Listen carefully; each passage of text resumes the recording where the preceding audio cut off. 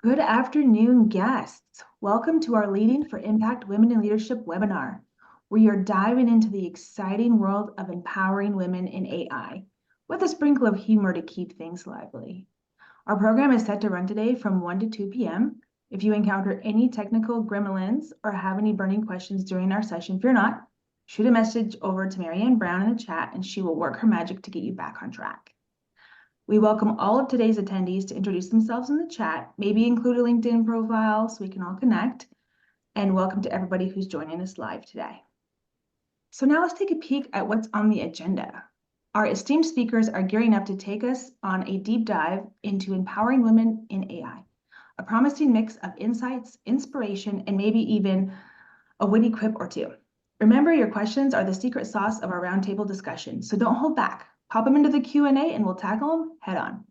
Let's not forget our main event. After the roundtable, we are thrilled to welcome Marty to the stage. She'll be shedding light on the human part of tech, reminding us that even in the world of algorithms, a little humanity goes a long way.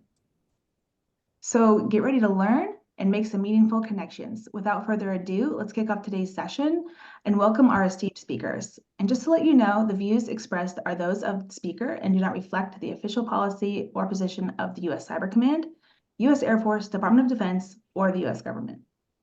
All right, let's go ahead and go around the room and have each speaker introduce themselves. Let's start with Jennifer and work our way around the room. Hi, thank you so much. Thanks for inviting us all to join today. I'm Jennifer Ives. I'm the co-founder and CEO of a company called Watering Hole AI. And it's so great to be here alongside these AI rock stars. My background is geospatial engineering, and as an executive leader in the product and tech services world for commercial and federal sector clients for a few decades, couple decades there. As a geospatial engineer, I've had the pleasure of playing in layers and layers and huge amounts of data for years, and as well as working with data intensive and forward-looking tech and AI-focused companies for a long time, much longer than the advent of ChatGPT, which is, by the way, a very cool tool, and I'm sure we'll talk about it today. And, every day I'm an AI growth strategist, and simply what that means is that I help technologists and business executives and policymakers understand human-assisted AI even more deeply, and I help them make informed decisions about AI and innovation by kind of looking at the full scope of AI, what it is, what it isn't, what it can do, and what it can't do, and where to leverage AI most strategically to drive innovation and success. So thanks for having me today. Thank you so much. Okay, the next bubble up on my screen is Helen. All right, technology challenges. Well, so great to be here. And I feel so privileged and excited to speak with everyone alongside the panelists, Alexa, as well as the other audience. I'm currently with AWS. I'm focused on data and AI go-to-market. And truth be told, I was a chemist by training, stumbled into a tech field. And the only thing that has been happening to me is people told me what I can now do, and I just went and did it. Now I'm actually alongside all those phenomenal women, and there are actually a lot of males, believe it or not, who's actually huge support of women in AI. And in my spare time, I love data. I love data for good, and I love music, a lot of interest. So absolutely exciting to be here today and collaborate with all.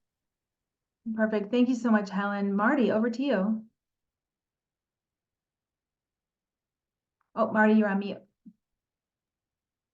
Small things, technology, Good afternoon, everyone. I'm Marty Frummett. I am currently the Chief of Staff for Legislative Affairs at United States Cyber Command. But I actually have spent the last 17 years in and out of government service, primarily through the military, spending some time at AWS, similar to Helen, and then also time in the five-sided building known as the Pentagon here in DC. And I've had the luxury of kind of being able to sit on both sides, the end user, and then also the technology side. So I'm really, really excited and honored to be here with such incredible women and to be able to speak with you all today. Fantastic. Thank you, Marty. Over to you, Kathleen. All right, hello, and thanks so much for inviting me today. I'm really excited to be here. I'm Kathleen Mulch. I am a managing partner at Cognilytica. We're an AI-focused research, advisory, and education firm. We have been covering AI. I always like to say we've been covering AI since before Gen AI made it hot. I am also a certified lead instructor for CPMAI, which is the Cognitive Project Management for AI. It's a methodology and certification that helps you run and manage your AI projects with a step-by-step approach. In addition to that, I am also the co-host of the AI Today podcast. We have over 400 episodes now. I've been podcasting since 2017. I'm also a member of the OECD's One AI working group, and actually just got invited to join another committee there around trustworthy AI. So I'm really excited about that. And I'm looking forward to the webinar and the discussion today. Perfect, Kathleen. Thank you. And over to you, Lauren. Welcome. Thank you for having me. My name's Lauren Maffeo. I am in my day job a senior service designer at Steampunk, which is a human-centered design firm designing and building civic tech solutions for federal government clients. My background is in product and systems design of data-specific products and services, whether it's real-time analytics dashboards or blueprints for data architecture environments. I wrote a book for the pragmatic programmers called Designing Data Governance from the Ground Up, which is a 100-page 6-step guide to helping readers get their first data governance program from scratch off the ground, because I realized in my prior work as a research analyst at Gartner covering BI trends that data, specifically high quality data or the lack of it, was the key to whether AI succeeds or fails. And so I wrote that book in response to help people get started with their data QA and automating that in production environments. I also turned part of the content from that book into a LinkedIn learning course called Designing Data Governance, which you can find on the platform. And I have been an adjunct lecturer in human-computer interaction at the George Washington University here in DC. Perfect. Thank you. There's been a lot of talk around those topics. But for today, let's go ahead and get started with the roundtable. Okay, question number 1. And Lauren, I'm going to kick this over to you. Is around algorithmic bias. Let's examine how AI algorithms can reflect and perpetuate gender bias and the impact these biases have on decision-making processes. Before I kick this over to you, I'm going to tell you a super quick story. I was trying to put the intro to this in ChatGPT, and it turned all of Marty's pronouns male. And so I thought that was pretty funny for this exact question. So I'm going to kick it over to you, Lauren. Yeah, this is an important question to unpack, because I think there's a lot of rightful talk about bias in AI, because when I started speaking on this topic 5 years ago, that was still a theory in air quotes that one had to prove in order to have the discussion. And we don't need to do that anymore. There's now a mountain of evidence that left unchecked, AI can be biased in ways similar to what you just described, but also with situations that have much greater consequences, especially as it relates to facial recognition. And so one way that bias creeps into AI is when byproducts of sensitive attributes correlate with non-sensitive attributes during the algorithmic training process. Basically, what that means is that a sensitive attribute is a piece of data that is related to a protected class. So data based on someone's race, gender, sexual orientation, religion, those are all characteristics that are legally protected from discrimination under the law. And then in the algorithmic training process, those sensitive attributes related to data sometimes correlate with non-sensitive attributes. These are things like zip codes, where you work, etc. And because of the history regarding black box algorithms, which means we can't always see how these data variables engage each other during the training process, sometimes they make incorrect assumptions based on the data that they have. And contrary to a lot of the narrative out there, AI is not sentient. It's not doing this on purpose. It's only making an assumption based on what it knows and the data in front of it. So as an example, ChatGPT, which is a large language model trained on web scraping, has assumed based on the data that it has, that if someone has the name Marty, it is much more likely to be a male than a female, but that's not always correct. And so that's again an innocuous example of bias in AI, but it goes to show why it occurs. Very often, I would argue in most circumstances, bias in AI is not intentional, but that also points to why it's so essential to have techniques like data lineage tracking set up throughout your training process. It speaks to why you need data quality standards so that you can check the integrity of your data at all stages of the pipelines you're deploying. And it goes to show that it's a challenge that needs to be carefully monitored, but there's no reason we can't do it. There's a whole industry built around QA for software code. There's no reason we can't do that for data to prevent bias in AI. Perfect. Thank you so much. Anybody else want to jump in on this one? Sure, I'm happy to go ahead. Okay. Catherine. That was a great point that, we talk all the time about how data is the heart of AI and that these systems are only as good as the data that they were trained on. So unfortunately, or fortunately, however you want to look at it, humans also have biases, right? That's just how we are. And they can be, small things. So for example, I always like to bring up the fact that I do not like bacon, and I know a lot of people do, but I don't like it. So if I ever provide a recipe, the recipes I provide will not have bacon in it. So that would just be a bias, that none of my recipes would have that. So that's something that we need to be mindful of, to know that data will have it.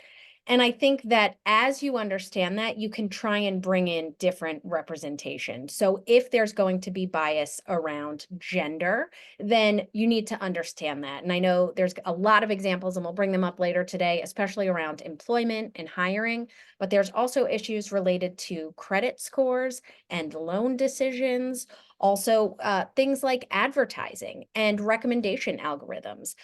It's more likely that women are going to disproportionately receive ads that would be more, woman-like, I air quote that, which would be maybe around household products, and males may receive things that are different, maybe more technology products, even though women may be buying them just as much. So we do need to make sure that, we understand that data, understand what biases are in it, and then how we can correct that. Thank you. Anybody else want to jump in? And I'm happy to go next.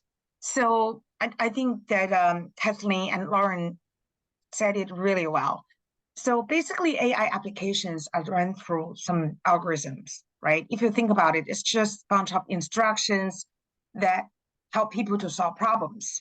So it is also, really important to think about the phases from the algorithm development to the selection of training of data to decision making. It's all connected. Bias could be introduced at any of those stages. And we often say garbage in and garbage out. If we don't really think about bias from the very beginning, we're going to have biased decision. And take an example for the car seat and safety belt and all this other equipment that's in the car in everyday life. So whatever that test has been, it's largely built upon men. So women's breast and pregnant body would not be able to really take in consideration of those design phases. Then the study has shown that 47% increase the likelihood of severe damage or injury, as well as 17% more likely women's gonna die without the right consideration. So that just shows how important that is, starting from the phase of algorithm design. We have to really keep in mind always. Yeah, thank you for that. Okay, we're going to move on to the next question, which is representation in AI research and development. Why do you feel women and gender diverse individuals in AI research are underrepresented, and how can roles be developed to create a more diverse field? And for this question, we're going to kick it over to Jennifer first. Oh my gosh, this is such a great question. So in the 1990s, about 30% of women were earning STEM degrees. And today that number is hovering at about 11%. So never with the excitement around technology and innovation did any of us think that the numbers would actually decrease over the last number of years. And so when discussing AI specifically, the underrepresentation of women and gender diverse individuals in AI currently, right, the research creates a feedback loop that exacerbates the algorithmic gender bias that we're talking about. And kind of, I want to just share kind of three quick, I call them like the here's how points, or like the here 2 points, or like just three little points, right? That the lack of diverse perspectives is one. And we're all talking about this, and we've already shared in the first few minutes, we've already shared some really great examples, unfortunate examples by great, unfortunate, of when there is bias in the data and kind of what happens at the result of that. And so a 2020 World Economic Forum report shows that only 22% of AI professionals globally are women, only 22%. And actually some studies show that it's 12% are gender diverse. And the lack of diversity, right, leads to the blind spots in the research that we just mentioned, some really great examples. And the gender biases may not be identified or go challenged, you know, they may go unchallenged. Point two is limited innovation, right? I think we can all agree that a homogeneous research pool limits creative solutions for mitigating and handling bias, and including the diverse voices, right, can lead to more robust, fair conversations, fair techniques, broader applications of AI that benefit everyone. And innovation is what drives new products. And I unfortunately, these are really important numbers to know. So we'll just look at it from a business perspective. If people, sometimes when I have these conversations, they don't agree with what I'm saying, I'm like, great, let's look at the numbers. Let's look at business perspectives. Companies with more diverse teams on average drive 45% of their revenue from innovation-based projects, programs, platforms, fill in the blank, where companies with lower diversity on their teams may drive approximately 26% of the revenue from innovation-based projects. So to grow companies, right, to grow, companies need these innovation products in the market. 26% isn't going to get you there. And so it goes back to the need for unbiased data and for everyone to look at AI in particular, because it's moving at light speed. The third is the missed opportunities, right? So we've already talked about some, and I just mentioned kind of in 1 and 2 bullets, 1 and 2 thoughts. The third is the missed opportunities. And if the numbers I just mentioned don't convince anyone, the underrepresentation of women in AI is a missed opportunity for talent, for innovation, for market growth. The field's rapid growth, light speed, right, with a projected market size of $1.8 trillion by 2030, according to Forbes, it requires a diverse workforce to unlock its full potential. Like, it is what it is. So with that, I'd love to have some of the other panelists share their thoughts. I like to start it off with some numbers and some stats. And I don't know that many people out there in the world can argue with numbers and stats. So I'd love to hear from the other panelists as to their thoughts. Sure. Yep. Throwing it out there. So just to kind of add on that, I think what Jennifer was saying, I mean, it's hard to, I agree, hard to disagree with statistics and actual findings. I think, you know, it's really important to have our voice and the unique voice that women, the feminine, a lot of us kind of provide through our learned experiences. And I think I'll talk a little bit about this later, but, you know, a lot of those learned experiences give us very unique superpowers, give us very unique, you know, ways of looking at things, and give us the ability ultimately to take that artificial intelligence, the technology, and be able to figure out how that integrates with other aspects. So one of the kind of misnomers, I think, that if you want to get into AI, you have to be a data scientist, you have to be an ML engineer, you have to be technical. I think what you're seeing across the board now is that there's so many other types of roles, to include policy, which is where I'm kind of sitting right now, is the policy side of the house. And how do you connect, you know, what's going on in the technical into that policy side? Are there certain things that we should be doing and looking at in order to get more women in STEM and more women into artificial intelligence, whether it's in those technical roles or in those kind of unique roles that help connect the AI to the end users, and also protect the end users as well, whether it's in the development, as Lauren mentioned previously, when it comes to private information, or in the actual usage itself. not to belabor the point, but almost every single email I get starts with "sir" in the military. So I'm not surprised that ChatGPT also switched my pronouns. But I think it's really important that we kind of acknowledge that as women, we have these unique elements, and we should lean into artificial intelligence in the surrounding and in the tech areas. Yeah, I really love how, Marty, you described that. And to throw another number, I would say that UNESCO identified only 12% AI researchers are women, and only 6% are software developers. But AI is really much way beyond just research, right? If you think about it, we often talk about democratize AI, which means everyone will use AI. We're already using it at your home, the smart home device, your car, and your Siri. I hope my iPhone does not wake up by calling it.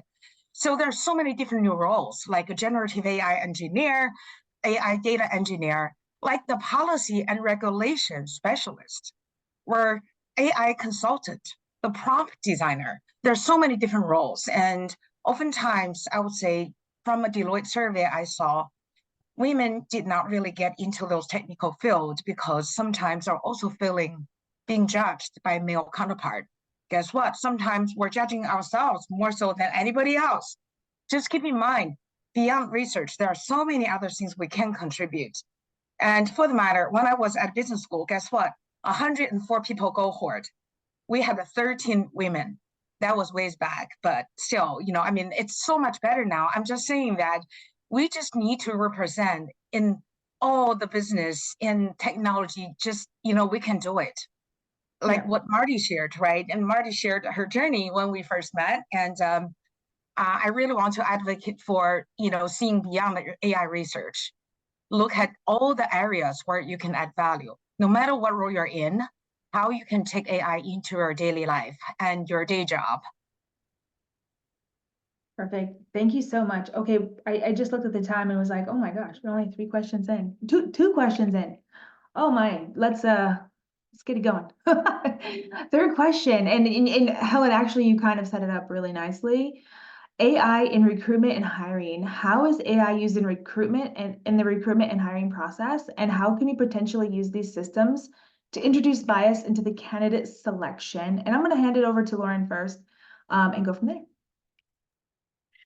I think there's a history of bias within recruitment algorithms, and because the reality is that HR is one of the verticals in organizations that was maybe the first to adopt HR. Typically, they receive so many applications for roles, the vast majority of which are not qualified according to their prerequisites. And so they have typically employed algorithms to weed out unqualified candidates as it pertains to the specifications of each role. The challenge comes in when we talk about how those sensitive attributes correlate with non-sensitive attributes, as we discussed. So for instance, 10 years of experience in SQL is not a sensitive attribute, but if you are training an HR algorithm on data about who is historically the most qualified for these particular roles, and 10 years of SQL experience is part of that, and the majority of people who have held this equivalent role are male, the algorithm could draw an incorrect conclusion about who is most qualified and indirectly start screening women and non-binary folks out of the process. And again, this is almost always never intentional, but there is a long history of this happening, not just with HR algorithms, but also with applications to law school, to medical schools. And the result of it is that even when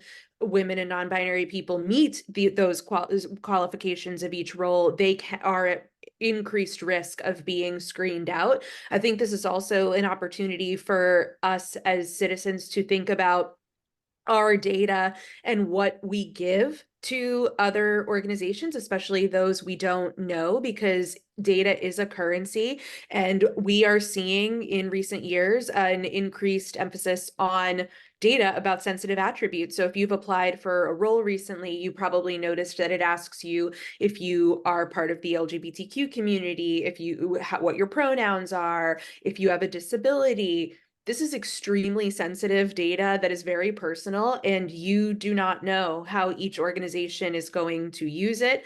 And so you have to make a decision proactively about whether you want to turn that data over, because it very likely will be used in some form or fashion by that organization. That does not mean you should never give that type of data over to anyone, but it does mean that you have to think critically about data as a currency and who deserves your data. Critical thinking, I think that's a whole other podcast. All right, anybody else want to jump in on this one, Kathleen, or anybody else? Sure, I'd love to. So, when we talk about AI specifically, how it's, being applied, it's a tool. So companies are using it for recruitment and hiring, but they should use it as a tool and, know its limitations. So it can help in a number of different ways, right? It's making these organizations more efficient. It's helping them quickly scan through resumes where maybe they, would have a large backlog if they were doing this on their own. So these AI powered softwares are able to scan through it quickly and maybe identify best candidates, but they're doing that off data. So they need to look at that historical data. And if organizations, especially in certain roles, especially tech roles, are more heavily male, then women are going to get screened out. Also, women usually apply to jobs where they have, 90 to 100% of the qualifications, while men apply when they have about 60% of the qualifications, which means that the pool of men is just going to be larger because women say, and especially early on in my career, I did this as well. And I remember when I was talking to my husband and we would be, looking at jobs for me to apply to, he's like, yeah, apply to it. And I'm like, but I don't fit all the qualifications. He's like, just apply to it. And I'm like, oh, wow, I don't think that way. And so it takes retraining of how you think, but then you also have to say, okay, well, if women aren't applying at the same scale, who are we missing? And so you just need to make sure that you are using it as a tool. I also always say, it is not a set it and forget it. So make sure that if it is, if you're looking and you're saying, okay, we get 10,000 applicants and it's a semi-even split, but 90% of the people that are coming for the second, third, fourth round of interviews are men, something's wrong here. So we need to constantly be going back to that data and be analyzing it. Perfect. Thank you. Anybody else want to jump in? Okay. I think the next one's a big one. AI and gender in healthcare. Ooh, big topic. How can AI technologies impact healthcare access and treatment options for different genders? And what is the importance of ensuring fair and equal access to AI-driven healthcare solutions? And Kathleen, since your mic is hot, ma'am, coming over to you. Okay, great. So when I talk about AI specifically, a few years ago, it's an umbrella term, right? And so I may be talking about, AI-enabled chatbots. Someone else is talking about assisted tools, HR and hiring, or someone else is talking about image recognition. And so it was this umbrella term. So about a few years ago now at this point at Cognilytica, we broke it down into the 7 patterns of AI. And we said, not all AI is the same. So let's break it down one level deeper. And if I'm talking about an AI-enabled chatbot, that's conversational pattern. If I'm talking about facial recognition, that's going to be the recognition pattern. Another one of those patterns is hyper-personalization. So that's where we're treating each individual as an individual, and we no longer need to bucket you into groups and categories. So, everybody on this panel is a woman, and that's wonderful, but we all have different needs, and our medical histories are different, and our ethnicities are different, and all of that background needs to come into play so that, you can't just say, well, as a woman, I'm going to give you this, and everybody on this panel is going to get the same thing because you all fall within this certain age range and you all live in the same area and all this stuff. So hyper-personalization allows us to treat each individual as an individual. And now that means that we can apply it to things like personalized healthcare. So what does that mean? How are we going to, have the landscape change? We already see that AI is helping to make diagnoses, helping diagnose patients, act as a second set of eyes, especially around radiology images or mammograms. Now you can go and they ask you if you would like AI to look at it as a second set of eyes. Of course, they're charging for that, which I think that they shouldn't, but yeah, I'm like, can't you just have that as part of our, mammogram visit? But thank you for that. So, but now, we're being able to use it as a second set of eyes. And it's helping clinicians make, diagnoses better and then being able to provide that personalized care where maybe they wouldn't be able to go and look at my entire history before because it's just going to take too long. But now with the help of AI, they can because it's a tool. So it is going to help, underserved populations as well. I was at South by Southwest recently back in March, and AI in healthcare was a very big theme of the conversation. They're talking about, how can we have sensors come in? How can we really use all of these different things that we have? And we're just at the infancy of some of that. So I'm really looking forward to kind of seeing how that's going to move forward. Perfect. Anybody else want to jump in on this hot topic? You know what, as a chemist, former chemist, at age of 17, I wanted to use genetic technology to change the world. Only that I stumbled into technology right out of college. But I'll tell you this, health equity is a very big challenge. And sometimes AI can make it even worse. So there's some study shows that the way that we're testing liver cancer sometimes is a lot easier to identify guys' liver cancer versus women. And I know that Kathleen talked about those social determinants. Basically, there are all these different forms and shapes of diversity, race, gender, sometimes even a zip code. You'd be surprised. And people make assumptions of all these things. How do we ensure using artificial intelligence to allow people to get, healthcare? And also healthcare system is going through a lot of stress because of certain labor costs, supply chain challenges, the need to get to the care quickly, identify problems, moving to value-based care from activity-based care, right? The soaring Medicare expenses, and we all ran into those. And of course, there's automation needed to identify, treat patients based on you walk into the hospital based on all this, I would say identifiers to give them better care, but maybe it's just biased. Going back to the basic, we got to make sure that one, as we're designing the algorithm, have the right checkpoint. Two, as we're training and using data sets, have the checkpoints. And three, there are a lot of employee resource groups and business resource groups and advisory groups getting the right input, feedback as part of the design of the process will help. And of course, we always want more diverse, I would say, population to really be part of this whole journey so that there is opportunity. I would say healthcare, public health is such a big topic. And I'm not even touching drug discovery yet. That's another story, another day. Yeah, when she started pulling in some of that stuff, it's gets really relevant for the federal government. Let's just put it that way.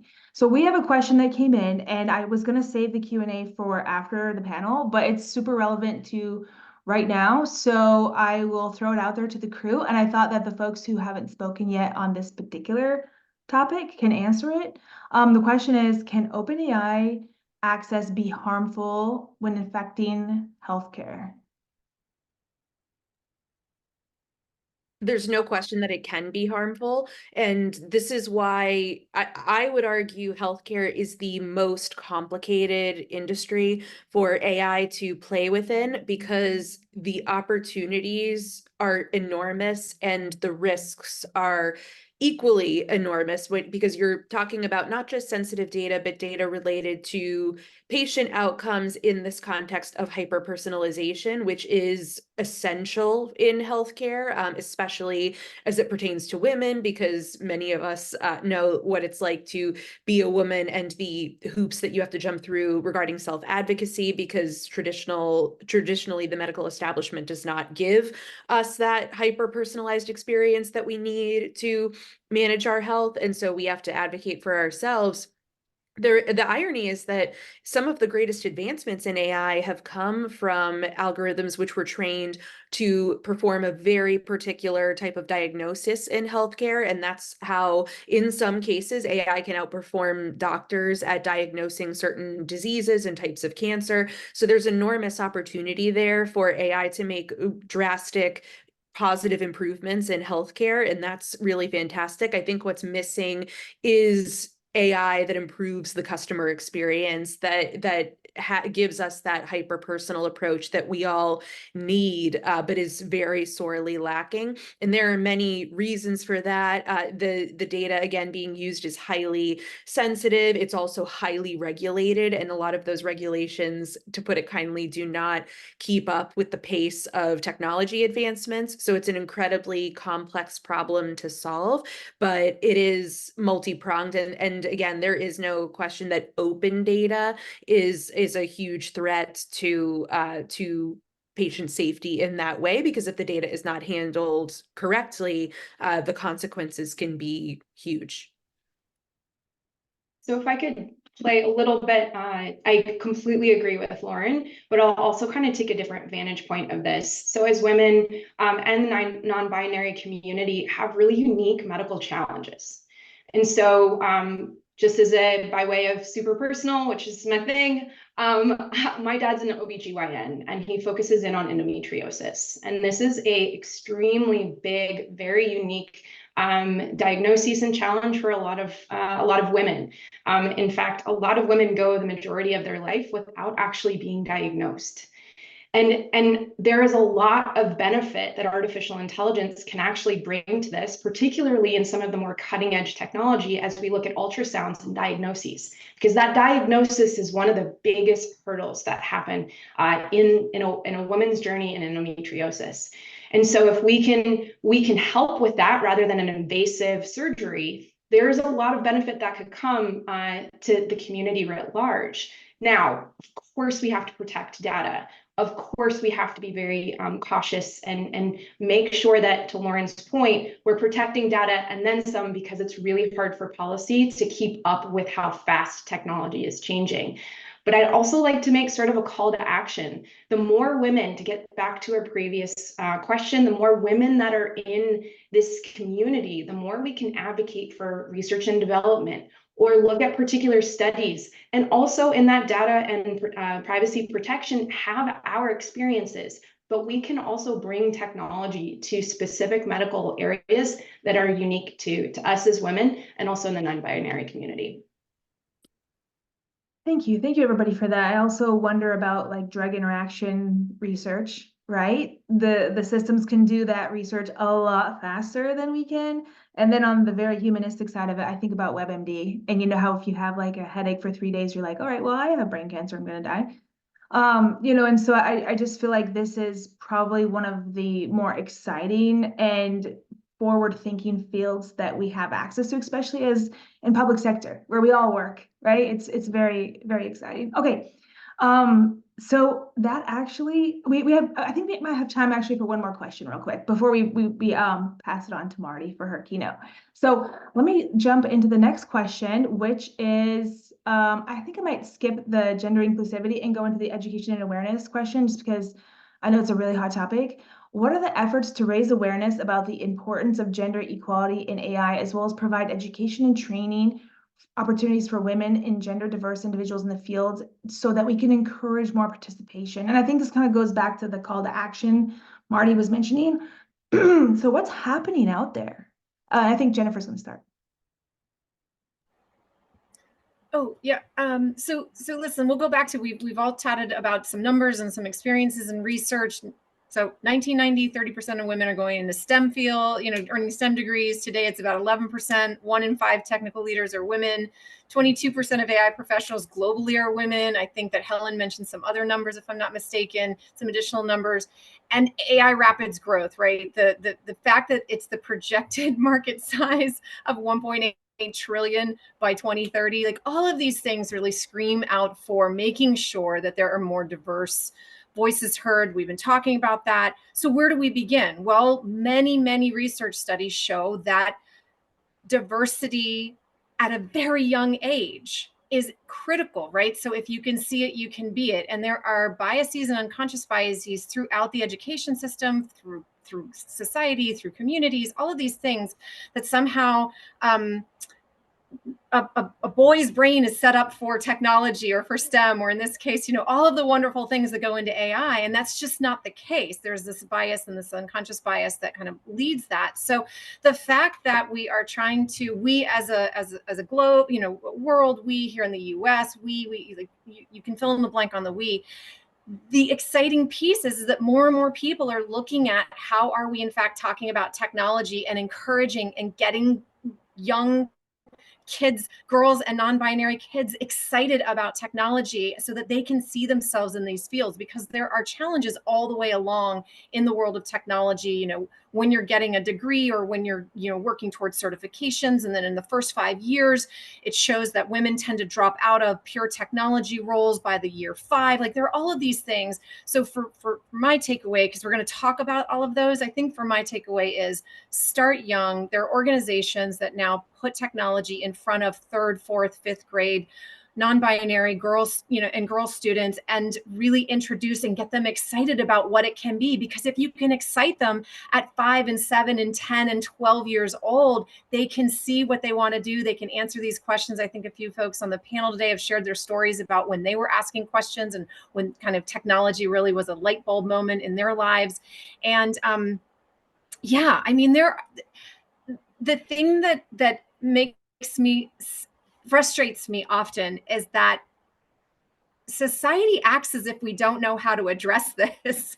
We do. Research has shown over and over again. So I think my call to action would be, it is up to everyone. It's not just up to women. It's not just up to gender diverse people. It is up to everyone. It is up to everyone to say, this is exciting. Let's get more people involved. Let's have different ideas and different thoughts. And you know what? Let's do it at a much younger age. So Bullying Girl, Girls Who Code, STEM for Her, Capital City Robotics, like the organizations go on and on and on. And there's a lot of federal funding for it. And then there's also private sector, wonderful funders of again, trying to diversify those going into AI and, those going into technology in general and specifically AI. And I'm really excited about Marty's conversation about her journey and the special superpowers that women and gender diverse people bring to the conversation around AI. So I'd love to hear from some other panel members as to their thoughts and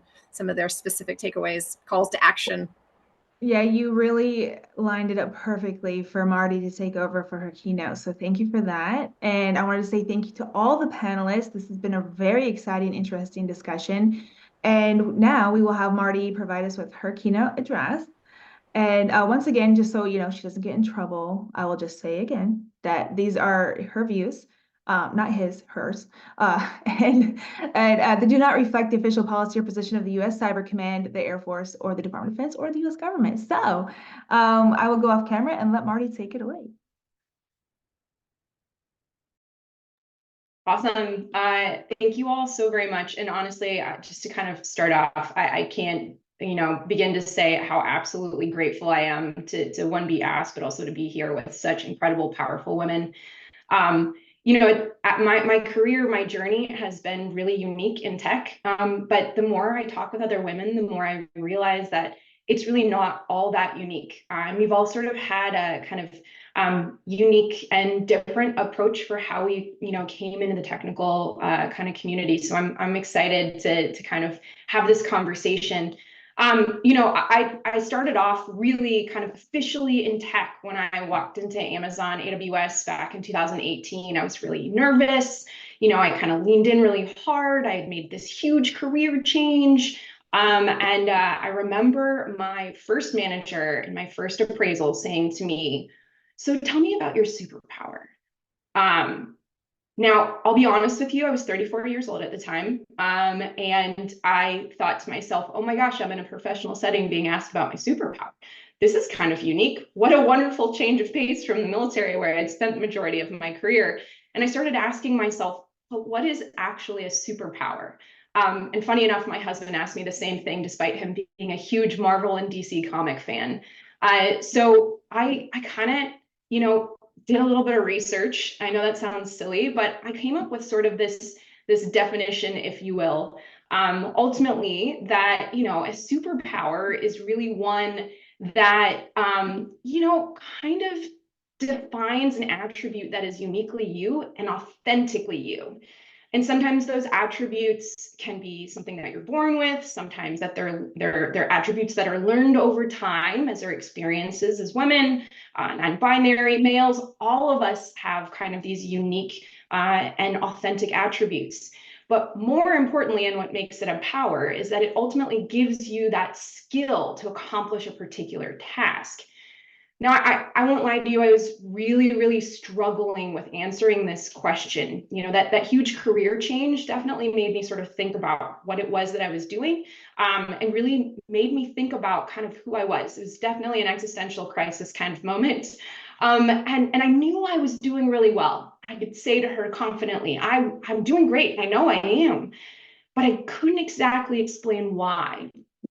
I did make a big change from a more social kind of area, or what I felt was more social, more analytic, into the tech industry. And a lot of times through that process, I was asked, are you really technical? Because you don't have a technical degree. So it really made me kind of question. And I love being around humans. I love, relationships and connections. I love my colleagues. They become my family. But I can't lie, there was always something kind of bringing me back to the technical side. I've always kind of been a nerd at heart. So I found this question really challenging because I felt like I had to answer, what it was that my superpower was in the technical side, but I kind of felt like I was sort of living between two worlds, which is a common plight, of a true superhero. Not that I'm calling myself one, but, to kind of carry the analogy forward. So, I did some research, and I kind of looked back at my origin story, as one would do, and where I ultimately kind of got my superpower. And I really, really, really loved STEM and tech growing up. So as I mentioned before, my father's a physician, my mom's also in the medical community. And, I grew up being encouraged to ask why. I grew up being encouraged to sort of lean into learning about things and pulling things apart. And so I was really excited when I got into middle school, and, I took biology and I learned about all the different, aspects of biology. I was like, yeah, STEM is cool. And I loved learning languages, and it sort of seemed predisposed, now looking back, that I would kind of find myself in this technology AI world. But I got to high school, and I'm not going to lie to you, things changed. I am a perfectionist, and I started feeling failure. I started thinking or fearing failure. I started asking myself, am I really smart enough? And I think a lot of that was because I didn't see myself in the teachers, and I didn't see myself in the projects that they were having, kids in advanced science do. As much as it was cool to have people throw eggs off the top of my high school to see if they would break or not, based upon, the little apparatus that was built, it didn't resonate to me, and kind of like what it was that felt real and kind of the application of science. And as I started doing a little bit more research, because to be completely fair, Jennifer totally inspired me to go get the data, and I love that. And so I did some research, and I actually found I'm not unique. That phase actually happens pretty consistently. Microsoft actually did sponsor two different studies. One was in 2017, where they surveyed about 11,000 girls in Europe. 12 different countries specifically. And they found that a lot of the girls were really interested in STEM at 11, and then around 15 lost that interest. They found the same thing in a 2018 study in which they worked with Southern Utah University, and they interviewed about 6,000 girls. Same thing happened.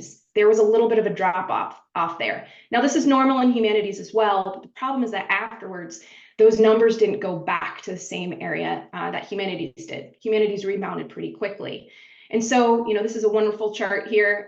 Yes, I'm now in data science, so I love my charts. But, there was a lot of question as to why. And not surprisingly, a lot of it was social expectations, gender stereotypes, a lack of role models. and not as many hands-on projects that they could actually see being as part of the life that they would live if they ultimately got into this world. So, like many, unfortunately, I rebounded directly into humanities. So I went, into college and ultimately started thinking, okay, I'm going to kind of, live in this humanities space. It seems great. That's the world that I find myself in. But I'll be honest with you, I found myself being pulled into the other world. I found myself, despite being an international relations major, that there was something that I was missing. And so I actually found the in-between, and I added a second major, and I was actually an econ major as well. And part of that was because I loved the math. Calculus was, strangely enough, a class that I really enjoyed in high school. And I thought, cool, maybe I can start sort of doing a little bit of both, a little bit of the human element and a little bit of the math element. And I took that as I entered in the Air Force in my military career, but I started to realize I worked in a pretty technical area in the military. Again, ironically enough, sort of like fate was trying to push me in a direction I wasn't necessarily ready to take on. But I realized how important it was for the human, the emotional element to be part of leadership, particularly leadership as it pertained to more technical groups. It taught me a lot about empathy and how important empathy is. And it taught me a lot about emotional intelligence, to see the things that I couldn't visually see, to pull on things, to understand people, to get to who they were and the motivations of why they were doing the things that they were doing. And so, all of this sort of my origin story analysis really made me think, is that my superpower? Is it that kind of living between two worlds? I wouldn't be the first to kind of struggle in figuring out where I belonged of two worlds, again, to kind of continue the superhero analogy here. But I kind of did some more digging, and I looked outside of myself, outside of my origin. And I started asking myself, what am I uniquely kind of apt to do as it pertains to me as a woman? I love wearing a bold lip. I love wearing pink. I love being feminine. I will put a high heel on. I'll also put sweatpants on, as my husband again will attest the moment I get in the door. But I love leaning into that part of me. And so I really asked myself, hey, what is the feminine part of me? What does that give me that helps me kind of, again, uniquely be able to attack a specific skill? And so I looked around, and one of the things I've been blessed with in my life is that I have consistently found just powerful, wonderful, incredibly inspiring women, just like all of the women on the panel here today. And I asked, hey, what is it that's our kind of shared experiences, perhaps, or our feminine qualities? Now, a little of these are tongue-in-cheek, so bear with me, but I promise I'll bring them back. I am extremely good at attention to detail. Some of that I think is my military upbringing, but I also think that some of it is being very, perceptive and attuned to what's going on.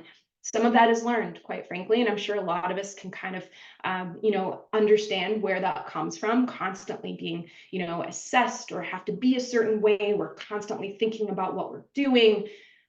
We're also oftentimes very analytic. We kind of look at, one of the things I knew and I saw in my peers was how we kind of break down problems. We kind of decompose things. We're curious, and we have a lot of duality because we wear so many hats and we look at things in so many different ways. And one of the things I started to notice as well in so many of the women that I kind of admired, and many of my friends and colleagues, was their empathy and their emotional intelligence and how that helps us to interact and connect with people, which seems strange in a technical world, but is so important. And I think at the end of the day, one of the core aspects is that emotional side, that feminine part of us that tends to lean into that emotional side. I've always been, criticized for wearing my heart on my sleeve. And for a long time, I thought that was bad. But, whether it's Wonder Woman or Captain Marvel, who sort of helped me realize that no, emotions is part of what makes me so good. It's part of what makes me a great leader, but also kind of helps me to connect the technology to the end user and really listen to the end user to figure out exactly what it is that I need to be building for them. And listen, these kind of attributes, whether they're learned or they're, innate, again, we could probably have a whole dialogue on that. They're one of the things that are so, critical to STEM and AI. Doctors, really need to have the ability to listen. We talked about, Lauren highlighted how important it is to advocate for ourselves. I've had to do that a lot recently. And that's an important part of an area in which such unique feminine qualities can be used. You have to help lead technical teams, and to get into this sort of nuance, you also have to figure out how to select unique features when you're building out models. So for example, one of the things that I just did recently, cut forward a little bit, I entered a data science program as I sort of leaned into the tech side. And one of the studies we recently did, we actually had a learned experience from one of our colleagues and group mates who worked in the foster care system. And she knew exactly which feature was truly the most important because she had lived it. And she leaned into that personal connection, that relationship. And it made our entire project a lot more, beneficial to the end users. And as I mentioned before, women can advocate more for studies that are uniquely us. So I kind of, I looked at all the women around me and I kind of, went even a step further out and I said, who can I look at, in history that's also had all of these kind of skills that have leaned into their feminine qualities, who kind of lived between two different worlds, that kind of duality. And not surprisingly, there's actually a lot of wonderful women. So for those folks that don't know, on the right-hand side is Ada Lovelace. And Ada Lovelace is actually known as the first computer programmer. If you hear the term Ada, by the way, I've just recently sort of had the light bulb that this is actually who they're referencing. Again, known as one of the first computer programmers. She was born in London and lived around 1815. And her father was a poet. And so a lot of kind of what she grew up in was her mother, who was more in science and academia, and her dad was a poet. So a lot of people, a lot of experts who had looked at her, science and her research that said there's sort of a poetic flow to what it was that she was doing. Now, the one that really got me was Hedy Lamarr. Now, Hedy Lamarr had grown up extremely curious, but didn't go into tech. Rather, she was pulled into humanities and pulled into the arts, but she maintained her curiosity. In fact, that curiosity ultimately was seen in many different ways, despite the fact that she was actually a Hollywood star. In one of those ways that she kind of demonstrated her technical prowess was helping Howard Hughes actually kind of design one of his kind of prototypes for planes.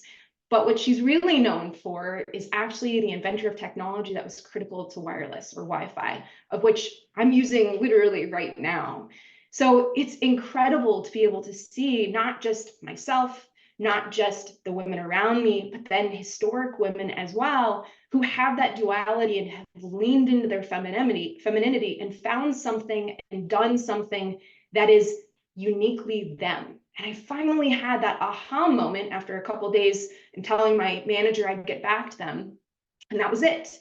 My humanity and artificial intelligence, my humanity and technology, that was my superpower. My emotions, my empathy, my connections, all of those things made me critical to my team and helped me move the projects and programs forward. I was able to interlock between communities a lot better, particularly, those people I was working with that didn't have any technology background. I could lead my teams in a way that was really effective, and I could enhance my technology to make sure that they were really helping the people that we were building for. So I kind of took solace in this, that there had been other people, by the way, who had sort of struggled and, later on in life kind of found the technology aspect, but still maintained who they were as a woman. And like I said, I took action. I enrolled in a class, a Master's of Data Science program at UC Berkeley, of which I'm halfway through. Just finished up my last class for the semester last night. And I just want to say, you know, whether you're 5, 11, 15, or in my case, 40, there's never a time that's too late to sort of get into technology, and more specifically, get into AI and still maintain who you are and still be able to use all those superpowers. So I'm going to turn it over kind of to you, and to have hopefully a much quicker kind of, you know, self-assessment. I take a long time to do some self-assessment, by the way. But I'll ask you, what's your superpower? And how is it going to help you and help artificial intelligence move the ball forward in some pretty critical areas? So thanks so much for chatting with me today, and I will turn it back over to Alexa and team. Thank you, Marty. It's funny that you have that topic because I have a podcast and I ask that question every single episode. And more importantly, I ask, how did you find out? How did you decide that that was your superpower? Which I find that answer to that question to be very fascinating. So thank you. It was really great. Before we wrap up, let's give a virtual round of applause for everyone who made today's session a smashing success. You have all been an amazing audience. Keep those calendars handy because we have some seriously exciting events lined up. First of all, mark your calendars for the Innovation Awards on June 11th. The speakers are just off the chain. Marty's going to be one of them. Kathleen's not. Wait, Kathleen, are you going to be one of them? We got several people on this panel are going to be speakers, and Lauren's going to be there, and a few other speakers that are just out of this world. If that's not enough, get ready to celebrate excellence with Leading Women in Leadership, which is called Leading for Impact, and it is October 17th, and that's going to be an event to remember. It's going to be the first time we've done a few different things around this topic. But wait, there's actually more. Dive into our Impact podcast for even more inspiration from incredible women and many more others as well. Find us on your favorite podcast platforms or swing by govforum.io for a listen.